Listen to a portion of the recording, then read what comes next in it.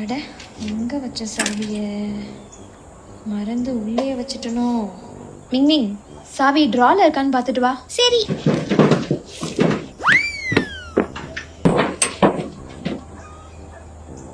பார்த்துட்டேன், உள்ள டிரால தான் இருக்கு. நம்ப மாட்டீங்களா? சாவி உள்ள டிரால தான் இருக்கு. அட கடவுளே, படுத்துறாளே. பார்த்தனா எடுத்துட்டு வர வேண்டியதானே. எனக்கு புரிஞ்சிச்சு. இவளை வச்சுக்கிட்டு சவா. இத பிடிங்க.